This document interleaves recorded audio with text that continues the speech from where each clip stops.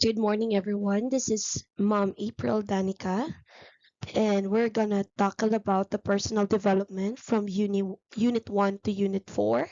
And this is just a summary, guys, because we are lacking up of time, and we're just gonna uh, discuss about Unit 1 to Unit 2, getting to know oneself and mindful of the self. Unit 3 to Unit 4 is entering the phase of middle and late adolescence, dealing with the challenges of adolescent stage. Okay. Okay, so let's talk about personal development. First, let's define what is personal development. When we say personal development, it is a process of striving to be the best that you can be in order to reach and realize your full potential. It is a journey of self discovery. It's about your self discovery, it's about your self improvement and self realization in life. So we're gonna tackle and start to discuss about the getting to know oneself. This is the unit one. Knowing oneself can make a person accept his or her strength and limitations and deal with others better. When we say knowing, we know about ourselves, kilalanin yung sarili natin. Pag kilala natin yung sarili natin, it can make us accept ourselves as person, our strength, our limitations, our imperfections, and we can deal with others better. So let us know the unique characteristic, habits, and experiences about you. Okay, so now let's describe what is self. When we say self, it's the union of element, namely body, thoughts, our feelings, our emotions, and sensations that constitute the individuality and identity of a person's elements. Yes, we have our body, yes, we have our thoughts and feelings, but when we say constitute of individuality, meron po tayong pagkakaiba-iba. Meron tayong maybe the uh, uh, the position of our body, the way we think, our thoughts, our motives, meron tayong pinagkakaiba, even the sensation, maybe ang mabango sa'yo, mabaho sa akin. So, meron tayong individuality. So, that's our identity of one's person or of oneself.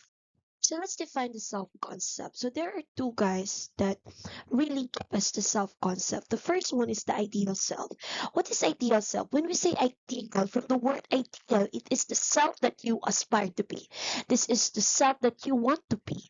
It is the one that you hope will possess characteristics similar to that of a mentor or some other worthy figure. For example, your ideal self is you want to become a teacher.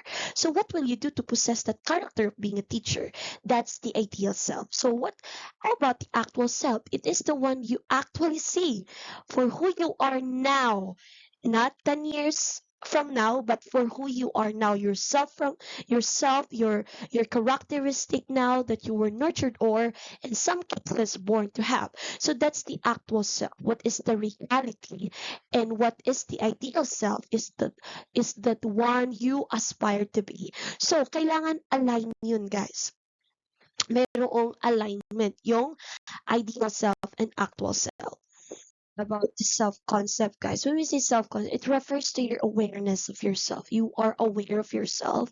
It is the construct that negotiates these two selves, the actual selves and the ideal self. In other words, it connotes first the identification of the ideal self as separate from others. And second, it encompasses all the behaviors evaluated in the actual self that you engage in to reach that ideal self. So there will be changes.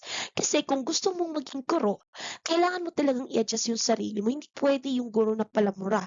So if you are if ikaw yung tao na mahilig magmura, hindi pwede na pag ideal self is maging guro, kailangan mong baguhin yung karakteristik mo. Yan tinatawag natin, nagkakaroon tayo ng self-awareness. Kailangan mayroon tayong baguhin, kailangan tayong merong i-improve, kailangan tayong meron pang i-discover to become that ideal self that you want to be, that you aspire to be.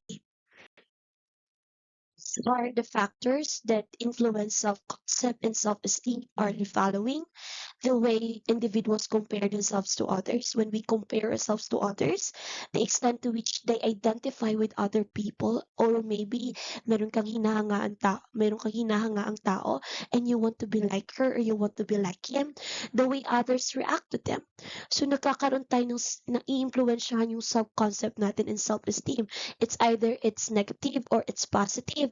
If the way others react to us, positive ba if they react to us in our negative behavior, they will react to us. So, nandun yung naaapektuhan yung self-concept natin and self-esteem natin. So, it could be positive, it could be negative. Yes, these are the terms and approaches to understanding oneself. Ito yung mga terms and ito yung mga approaches na maintindihan natin yung sarili natin. The first one is the self-concept. Tinalakay natin kana this refers to your perception of yourself.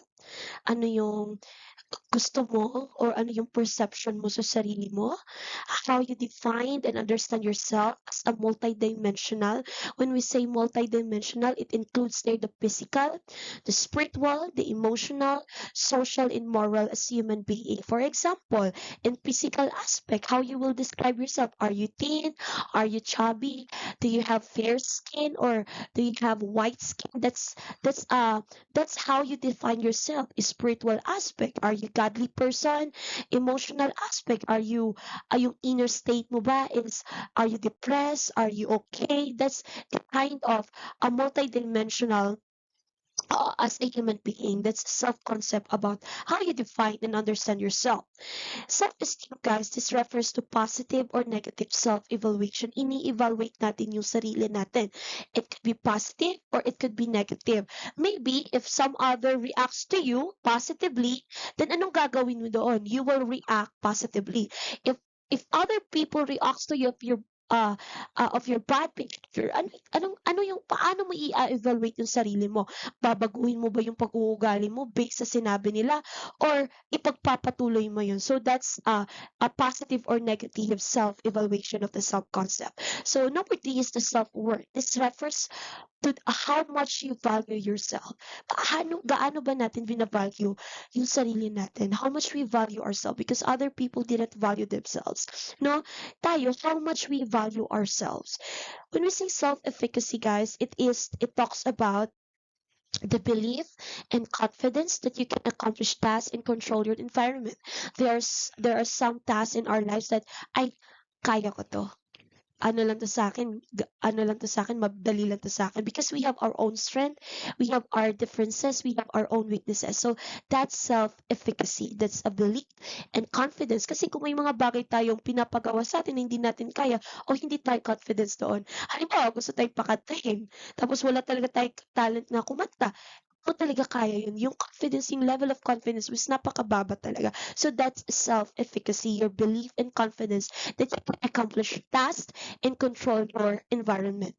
When we say self-complexity, this refers to varied ways, different kind of ways in which you can think about yourselves, which can be high or low according to the researcher. Because sometimes yung self-complexity, guys, there's so many ways we can think about ourselves. Sometimes hindi natin, it could be high in the inner state or low in the outside states, or it could be low in the inner state and high in the outside state. Ano ba yung mas pinapakinggan mo?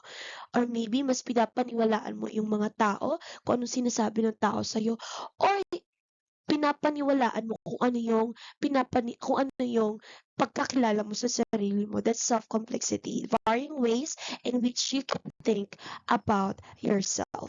There is a theory about self-awareness, self-discrepancy, and self-concept clarity. So these are the theories about self-awareness, self-discrepancy. Ano ba to, guys? It is the ability to know yourself extensively, not only regarding your traits and characteristics, but also knowing your inner state of how you think. It's not about just talking what is the outside world, but also the inner state. When we say inner state, it talks about the mind of how you think about yourself. So self-awareness theory, according to the psychologists Shelley Duvall and Robert Buckland, when you focus on yourself, you tend to compare what you currently observe to the standards you set for yourself, because we have these standards we set for ourselves. And if we quickly observe, pag focus na tayo sa sarili natin, you tend to compare, makukumpara natin kung ano yung siniset natin na standards sa sarili natin. Okay. Tayo tinatawag na types of self-awareness. Number one doon is eternal self-awareness. When we say eternal self-awareness, aware tayo sa inner self natin. Clearly seeing your inner self, your personality. You are aware about your personality, your easygoing person, maybe your, of course, your values, your desire, your reaction and impacts on other people, how you will deal, how you deal with other people, ano yung impact mo sa ibang tao, your personality, your values, your desires, and reaction. That's the internal self-awareness. When we say external self-awareness, it involves understanding of how others sees you. When we say external, it's about the outside. Kung ano yung iniisip ng tao sa'yo. Okay? So, naintindihan, that's self-awareness. You are aware sa mga taong nakapaligid sa'yo. You have that awareness of how people reacts to you, how people deal, paano ka dinidil ng tao, paano yung pagkakilala ng tao. So, that's external self-awareness. You are aware, fully aware of how people treated you, if how people react to you. That's self-awareness in the external world. Okay. So we have the 5 areas of personal developments. First is psychological, physiological, the cognitive, the social and emotional, and number 5, the spiritual. So let's talk about this part of our personal development. When we say physiological development, it is some major physiological changes occur during puberty. Kailan mo nangyayari yung puberty period, guys? When we became in the stage of adolescence. So these changes are from reproductive hormonal activity and central nervous system. Adolescence is a crucial period of establishing patterns of health influencing behavior. So there is development when in reproductive hormonal activity and central nervous system. And of course, nagdadalaga yung isang babae, nagbibinata yung lalaki, merong changes in physiological development in his voice, in his body, of course, nagdadalaga. And yun, that's what we call physiological development. Class, kabilang din dito class ang cognitive development. When we say cognitive, it talks about the mind, the development of brain or the mind. Cognition is about what is the use of the mind. It's about remembering, attending, and reasoning. We make our own reasons. We remember, we attend something. And cognitive processes, it of course, there is learning. Yung pag-process, no? And when we say processes, cognitive processes, naglo-learn tayo, nagkakaroon ng memory, naglo-learn, we have our own language, perception. We know how to solve the problem, solve the conflicts, of course, abstract attitude, cognitive, affective, and behavioral elements. It starts with the cognitive in the mind, of course, in our emotions, affective, and behavioral elements. Kung ano yung iniisip natin, yun yung kilos natin. Kung ano yung nasa isipan natin, and in some part of cognitive, affective, and behavioral elements. So, and John Piaget's theory of cognitive development is the variations in development. So mindfulness is about the mind awareness of one's thoughts. You're aware of your thoughts, your own feelings, and of course sensations. Parte din yun. So that's a cognitive development class. One part of it is the social and emotional development. It is inherent and innate capability to reach out, inform friendships about social, how we socialize with other people, how we make relationship with other people, our relationship with other individuals. So for basic emotions, of course, it talks about the emotions of a person, happy, sad, fearful, or surprised. That's talks about our emotion social and emotional development. And disgusted or angry involves understanding and managing our emotions, how we manage ourselves, our own emotions. For example, if we feel jealous, how we manage our emotions. Kasi ayaw natin na nakikita nila na nagsiselos tayo. That's why in personal development, we know how there is a development that we know how to manage our emotions. But somehow there's a lot of people na hindi nila kayang i-manage yung emotions nila if matindi na talaga yung nararamdaman nila. Of course, we know how to understand, we know how to manage our emotions, resolving social conflicts. Pero halimbawa may magkaaway tayo, meron tayong mga friendship over, meron tayong mga nakaaway. Yun, we know how to resolve social conflicts, we know how to say sorry, we are making responsible decision. Of course, in the stage of adolescence, we know how to make decisions and we are responsible of our decisions. So important in building relationship, it is solving problems and coping with challenges. Of course, in the stage of adolescence, we know how to cope up, no, with challenges. Kasi ang dami ng challenges in that stage. Course class, part din dito ang spiritual development. In this aspect, the discovery and experience of the inner guide, the steers, the values, and the virtue. Dito naman pumapasok yung values natin, yung pinapaniwalaan natin of a person. And when in the adolescent stage, it is the interconnectedness and empathy, being sensitive to and being aware of. In the stage of adolescence, we are interconnectedness. There is empathy. So we are so sensitive and we are so aware, no? Kumbaga how we our respect for other people. When we say adulthood, in the adulthood stage, search for meaning in life and self-transcendence, meaning in the si adolescence, yung sa adolescence, hindi pa ganun kaseryoso yung, kumbaga, you find purpose in life, hindi pa ganun ka mag-isip. So you are just being aware or being sensitive in your surroundings. But when you, pag nagiging adulthood na, in the stage of adulthood, kumbaga, nagsa-search ka na ng meaning sa buhay mo. Kumbaga, you are searching your self-transcendence, nagkakaroon ka na ng, ano kaya yung purpose ko sa buhay? Yun yung spiritual development. It's about your inner guide, your values, and your virtue. And that's it. That's the part of this personal development, and that's aspect of spiritual. Malaking part din doon ang ating tinatawag na psychological development. How our cognitive, our affective, our emotions, and our behavioral elements of attitude act or in opposition to one another. Kasi nga, we are differences.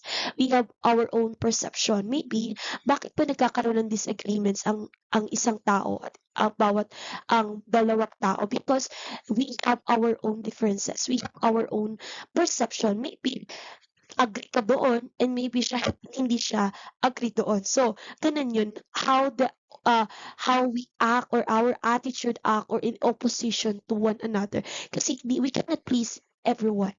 Hindi pwede yung decision mo, decision niya rin. So, meron talagang nangyayari na opposite kayo. Nagkakaroon ka ng opposition. Okay? Under the development psychology, ayon kay Erickson's 8 stages of psychosocial development theory, various stages of identity development, the maturation timeline in our life has conflicts in terms of our personal and social needs, according to Erickson. When we in the process of maturation, guys, meron talagang mga conflicts in our life, conflicts na apektuhan yung personal natin and social needs natin. So that's a psychological development. Is the personal development and stress management. So, sino dito ang stress? Stress ba kayo? Of course, in adolescent stage, dyan pumapasok yung matinding stress. I-compare sa yung baby pa tayo, babyhood, meron doon pa tayo sa sa early childhood, wala pa tayong problema doon. Ang problema lang natin paano tayo makakuha ng bagong laruan. But in the stage of adolescence, yan ang starting point yung stressor, ano yung stressor natin, ano yung stress natin. Stress, when we say stress, it's the reaction to demands and pressures because nakaka-feel na tayo ng pressures, especially in our studies, no, sa pag-aaral natin, lalo na pag sabay-sabay yung mga activities, yung assignments, yung dapat yung mga deadlines dun nagkakaroon tayo ng stress.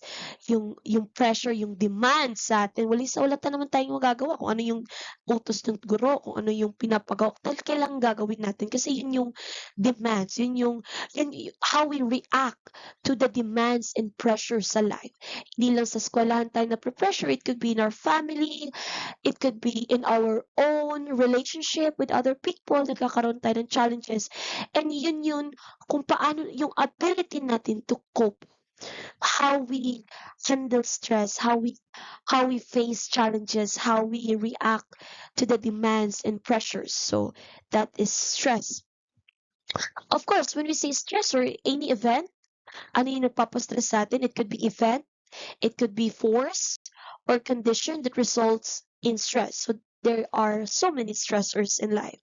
So improving the 5 critical areas of personal development improves our ability to manage life changes. Guys, habang buhay pa tayo, there will be a lot of challenges in life. But the more we experience challenges, the more we learn, the more we became stronger than before. Tama po ba? The more madami tayong pinagdadaanan sa buhay, madaming stress, madaming demand. Pero pag once na cope up mo yun, once na overcame mo yun, na overcome mo yun, talagang ang dami mong natutunan. Ano, pagdaanan ko na to? Alam ko na kung paano 'to gawin, alam ko na kung paano 'to labanan. So, yun yung kagandahan no, nagde-develop tayo inside.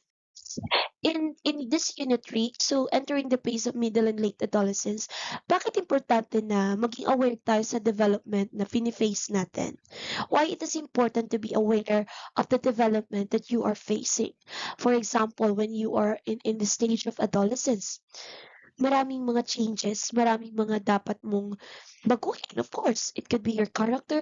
Hindi na pwedeng immature ka pa rin, no? Kung yung, nung noong bata tayo, okay lang mag-iiyak tayo sa daan. Pero pag in the stage of adolescence, nagkakaroon na ng changes. So, bakit nga ba importante na maging aware tayo sa development na fini-face natin? Lagi sinasabi ko na adolescence. What is adolescence? Adolescence is known as a period of change for young people. It talks about you, of course. Adolescence is divided into 3 stages. Merong 3 stages ang adolescence. The developmental stage and the age. So, early adolescence, tawag sa approximately 10 to 13 years old. Middle adolescence, approximately 14 to 16 years old. And when we say late adolescence, approximately 17 to 19 years old. So, anong stage ka belong? Are you early adolescence or middle adolescence or late adolescence? So, this is the stages. So, this is the age. So, dyan mo malalaman kung saan ka na stage, okay? So, each developmental stage in adolescence is characterized by different milestone in the physical, of course, cognitive and social emotional domains. Ano yung nakikita natin? There is a fixed process or sequence from babyhood to early childhood, hanggang lumaki tayo, hanggang naging early adolescence, middle adolescence, late adolescence, and to adulthood, and so on and so forth. So, when we say physical, that's developmental stage of physical. When we say cognitive, the way sa pag-iisa, it talks about the mind. From immaturity, nagkakaroon tayo ng learnings, nagiging mature tayo, nadidisiplina tayo, nagkakaroon ng learnings. Okay, that's the cognitive area, which is the brain. When we say social-emotional domains, that's how we make friends, how we socialize with other people. That's the social-emotional domain. So that's are the stages of development in na characterized by different milestone in the stage of adolescence. Just the principles of development. Meron tayong tinatawag na principles of development. Of course, the principle are they sequential, sequential, individualized, gradual, holistic. When we say sequential, this principle of development happens in a fixed sequence. Yung early, yung from the start From 9 months na nasa womb tayo, meron yung fixed sequence. From first month, nagde-develop yung baby sa tiyan ng isang ina for almost 9 months. Yun yung tinatawag nating fixed sequence. Na pagdating ng 9 months, lalabas yung baby. That's sequential. The principle of development happens in a fixed sequence. Okay, when we say individualized, guys, meron tayong individual development. This principle development emphasizes the one's development is influenced by his or her genes in environment. For example, guys, hindi pwede na the same yung genes natin, no? It depends kung sino yung parents natin, yung genes ng parents natin. For example, yung parents natin is sila ay maputi, kulot, no? There will be a chance na paglabas mo, kulot ka din. Nagmana ka sa genes ng nanay mo. So that's individualized. Individual tayo. Difference yung mga genes natin. Of course, in the development stage, yung paglabas mo na, ano yung environment mo, ano yung kinalikihan mo. Yan yung individualized principle of the development. So sabi natin gradual, ito naman yung idea of development, like the development of the tree. Hindi siya instantly nangyayari. So there's still a process. Yun yung sinasabi natin gradual. When you say plastic, guys, it is the principle of development. The person must be looked as a whole person. Ito na yung whole product, okay, of the development. When we say holistic, pati na doon yung physical development, yung emotional, must be looked as a whole person. Okay, not just in the area of physical, but as a whole person. That's holistic. Okay, that's the principle of that development. Of course, guys, if there is personal development, of course, there is consequences of change. Pag merong nade-develop, meron talagang nag-change. So these are the consequences. Yung topic natin ngayon is about stress. There will be storm in stress. Kaya nga sinasabi natin, no, sarap maging bata, no, wala ka pang iniisip na problema. Because there is change and there is consequences. It could be positive, it could be negative. So ayon kay Stanley Cole claims that during these years, adolescents go through depressed moods due to peer relationships. So, nagkakaroon talaga yung adolescent stage, guys. Nagkakaroon tayo ng depression because maybe because of peer relations. Kasi in adolescent stage, we love to socialize with our friends. Tama? Gusto lang natin mag-picnic, maglaag-laag kasama yung mga friends natin because we love to have that we are enjoying in that adolescent stage na makasalamuha yung mga friends natin. So, nagkakaroon tayo ng depression. It could be nagkakaroon kayo ng conflict ng friends mo or if your circle of friends, meron ka parang na ano ka na anong tawag doon, yung terminology doon, hindi ka nafi-fit sa kanila. So, nagkakaroon yung ng depression sa isang adolescent. Okay, identity versus identity confusion. Nagkakaroon ng confusion sa identity. So, dyan din yung lumalabas yung stresses the individuals face certain conflicts at each stage of development and must overcome them. Kailangan natin ma-overcome yung maybe our imperfections, ano yung expectation ng tao sa atin, yung identity and identity confusion. Nagkakaroon tayo ng confusion sa sarili natin, lumalabas din yung ano ba ako, babae ba ako, nandun, dyan lahat, no? Hindi lang doon sa identity, but it talks about everything about, and you need to, yung self-conflicts ba, yung hindi mo patanggap, meron ka pang insecurities sa sarili mo. So, in this stage of development, there will be a day na ma-overcome mo yun. Imaginary audience and personal fable is sa mga changes doon na akala ng in this stage of adolescence, they think that they're on the stage and everyone's attention is on them. In adolescent stage, feeling ninyo na lahat ng mga tao nakatingin sa inyo. That's why you are very sensitive because you think that everyone's look at you. Ikaw yung center of attraction, ikaw yung center of the stage. That's why you are so very careful. Yun yung imaginary audience mo in personal fable. So, akala mo lang yun. But hindi umiikot sa iyong mundo. Okay? This unit 4 is we are going to discuss about dealing with the challenges of adolescent stage. Kanina, in the previous slide, we talk about the stress and the stressor, the changes, the challenges.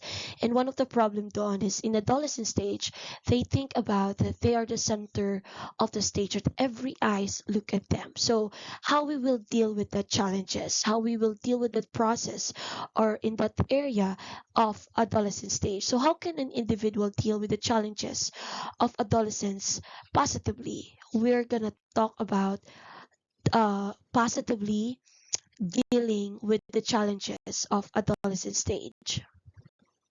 We're gonna talk about the common issues during adolescence. So these are the common issues, the usual issues no in physical concern. This is what the adolescents want to achieve is that achieving physical perfection may be taken to extremes level resulting in more problems, especially nowadays no we are more on um prone to social media. Ang daming mga nakikita natin sa social media. There's a lot of perfections. But in reality, hindi naman talaga yun ang totoo. So, it will cause the adolescents na kung ano yung nakikita nila, they want to adopt it. They want to, para bang gusto nilang gayahin, gusto nilang mangyari sa kanila yun. Or kumbaga, they saw in the internet, the almost perfect body, perfect faces, uh, perfect in anything, but they don't know behind of it. There's a lot of things behind of those perfections that we saw on social media. So that's the common issues during adolescence is the physical concern. And meron tayong tinatawag na anorexia nervosa. It causes people to think they are overweight even they're not. They think they're overweight when in fact they're already underweight. So meron ganun. Ang tawag doon anorexia nervosa. Nagkakaroon siya ng thoughts na ay parang ang taba-taba ko kahit hindi naman talaga. 'Di ba? Overweight daw siya when in reality they are already underweight. So kulang nga siya sa timbang pero feeling niya naaapektuhan yung pagtingin niya sa kanyang weight or sa kanyang body. Feeling niya ang taba-taba niya na, nagka-double chin lang siya, feeling niya overweight na siya. So, ang tawag doon is anorexia nervosa. And some of you, baka merong ganong nakaka-think, no? Meron ka ng anorexia nervosa.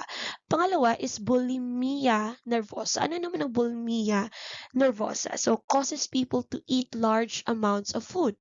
They feel that they cannot control this urge. So, kabaliktaran naman ito. Kanina, they think they're overweight, even in fact they're already underweight. Ang tawag dun anorexia. Ngayon naman, ang bulimia class is it causes people to eat a large amounts of food. Kasi in adolescent stage, meron talagang mga young people na ang lakas-lakas kumain. Kumbaga, alam mo yun, yung parang bagang tatlong platong gusto pa nila, they want more, and they cannot control that kind of urge at the inside na para bagang takot silang maubusan ng pagkain. So isa yon sa causes ng physical concern. So meron din tayong binge eating disorder. Ano naman tong binge eating disorder? This is causes uncontrollable eating. Parang similar lang sila sa bulimia, no? But this causes uncontrolled eating. Nagkakaroon ng disorder sa pagkain. So, these are the common issues during adolescence. So, one of the common issues during adolescence, guys, is tinatawag nating substance and alcohol abuse. Obviously, even hindi naman lahat is they are at a very young age they are addicted to drugs, but this is the common issues in some other countries. There's a lot of countries there na ang daming mga young people, bata pa, but they are drug addict. Even here in the Philippines, no, kahit marijuana, rugby, or any kind of drug addiction, any kind of substance, no, nagkakaroon, naapektuhan yung psychology or nakaapektuhan yung brain, naapektuhan yung pag-iisip ng isang tao pag once they are addicted to the drugs, no? Isa na din yung alcoholic. If the person is very alcoholic na siya, it is a substance that affects the five neurotransmitters responsible for thinking, feeling, and behavior. Kaya nga, hindi lang drug addiction yung causes na maraming nare-rape na babae, but also alcohol, because sabi nga dito, this substance, it will affect five neurotransmitters responsible for thinking, feeling, and behavior. In short, naapektuhan yung pag-iisip. Kaya nga sinasabi na rape ko siya kasi lasing na lasing ako. Kaya nga, it's very dangerous being ang very dangerous yung drug addiction and also the alcohol. Akala natin simpleng inuman lang, simpleng lasing lang, ang daming pwedeng mangyari na negative, and and hindi siya maganda for the life of adolescents, no? So this is one of the common issues during adolescent stage. One of the common issues also during adolescent stage is the teenage pregnancy and the peer pressure. So according to the UN Population Fund in 2011 reported that there's a 65% increase in cases of teenage pregnancy in the Philippines, over the duration of 10 years. Just imagine, yung duration of 10 years, 65% ang in-increase or ang tinaas. Guys, I want you to be aware that I want you to be to open your mind that sex before marriage is very dangerous. It's very dangerous.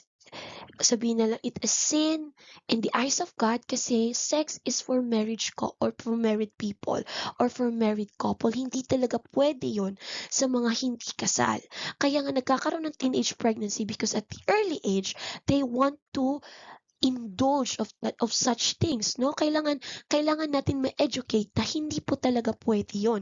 Kasi mahirap po yung magkakaroon tayo dito sa bansa ng teenage pregnancy or nagiging talamak yung teenage pregnancy. Kumbaga nagiging ano na lang ba, casual na lang yung ganon. So kailangan natin maintindihan na sex before marriage is not good.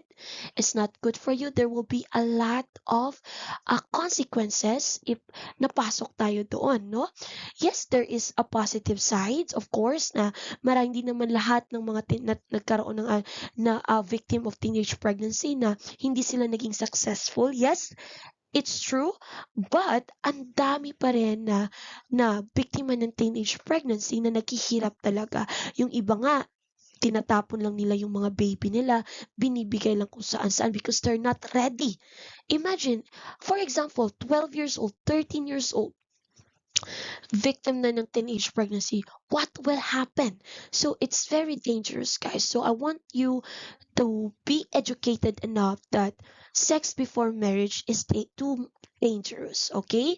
And meron din doong peer pressure. Pag sinasabi natin peer pressure, this refers to a group's influence on a person's decisions or actions. Of course, there is pressure when you depende yun sa grupong kinabibilangan mo. For example, siguro yung group of peers mo or yung circle of friends mo is meron silang positive influence sa iyo, it's good. But if yung impluwensya nila sa iyo is kung saan-saan ka dinadala, hindi siya nakakabigay ng good influence sa'yo, mahirap yun. Nagkakaroon ng peer pressure, nagkakaroon ng pressure sa side mo because this is a group's influence on a person's decisions or actions. Kasi nga, di ba, circle of friends mo sila, there is decisions or there is actions na dapat mong gawin to fit in. So, there will be peer pressure.